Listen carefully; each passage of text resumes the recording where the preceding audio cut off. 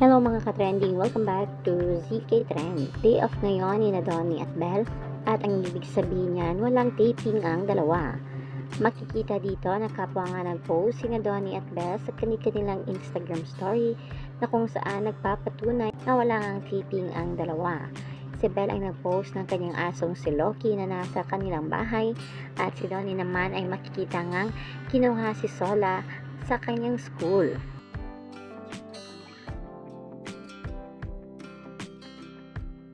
Dahil nga day off ngayon nila Donnie at Belle, for the shopping kagad dito ang ating Belle Mariano. May mga netizens ngang nakakita kay Belle na nasa Greenbelt. Ayon na silang netizen ay kasama umano si Donnie sa pag-shopping ni Belle, ngunit wala naman itong larawang maipakita. Tila ba ay bibili ng bagong sasakyan si Belle? Patrick Alcantara kasama si Belle Mariano at nagpapasalamat nga ito kay Belle sa pagbisita. Si Patrick Alcantara ay isang ang dealer ng mamahaling sasakyan.